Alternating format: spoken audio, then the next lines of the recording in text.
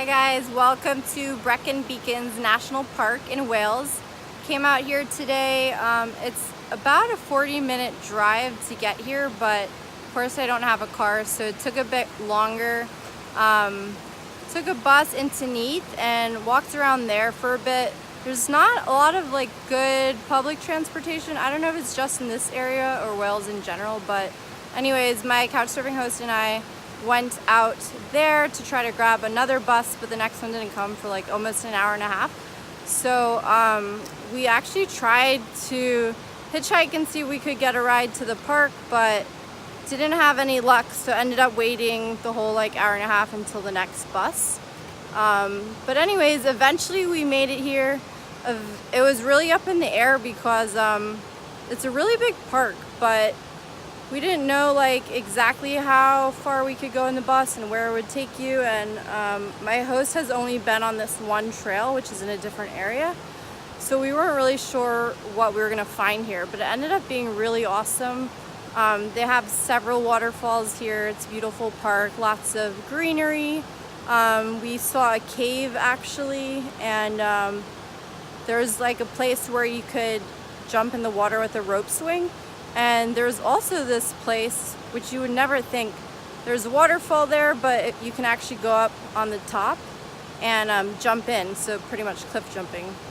So that was really cool because actually neither of us had any idea that any of this stuff existed. We thought that there was just a small little waterfall, but not as good compared to the other trail he knew about, but it ended up being great. Not that I've been to the other one, but pretty amazing. So really glad we came here. And again, with the buses, because there's not as many running and they seem to stop early, the ones they do have, we're going to try to get a ride back. We're actually on our way to the car park, as they call it here, or the parking lot. So hopefully we'll find a ride back to Swansea. That's actually what we ended up doing yesterday after the hike, because again, with the buses, it's unless you go super early and come back early, there's really nothing running after 4 or 5 something. Maybe some places were 7, depending where you are. But so that's the plan. We've just been here the last half of the day exploring and enjoying all the beautiful scenery. I'm glad I got to see something different too. I've been loving all the beaches, but this is a nice change of scenery and pace, so I've been enjoying that.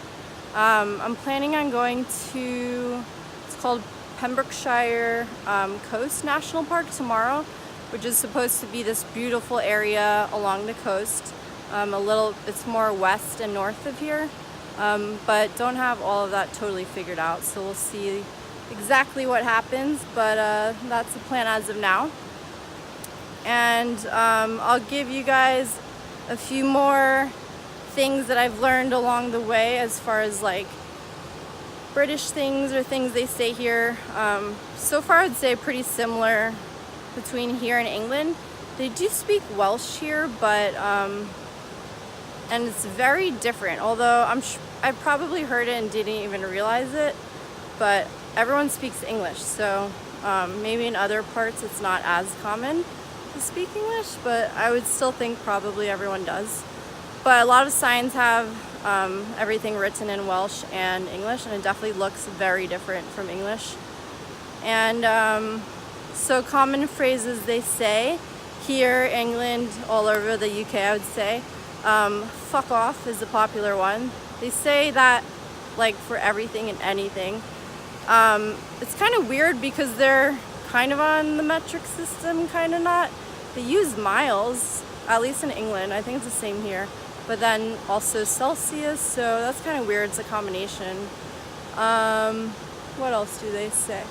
There's a lot of things. They say hire instead of rent, and I don't know, there's a whole bunch of things. Pram instead of stroller, and so I've been learning all these words along the way. They call girls birds instead of, we'd say that chick. So yeah, a lot of little things that are different between the US and here. And another thing that I forgot to mention the other day, I tried a Welsh cake, which I actually like a lot better than scones. To me, scones are pretty dry, but they're pretty good. And I realized I'd actually tried one in San Diego before at the St. Patty's Day festival. So I realized when I got here, I was like, oh yeah, that's that thing I had in San Diego. So it's been good so far. Not too much new, I think, besides that, but let me show you guys one of the pretty waterfalls we're at now. You can see behind me, but I'll show you the rest of the scenery. So all the way down there, there's several waterfalls. I think this is the last one, but honestly, I'm not even sure because we keep thinking, oh, that's the last one, and then we find more. So anyways, that's about it for now, and I'll probably talk to you guys in a couple days. Bye.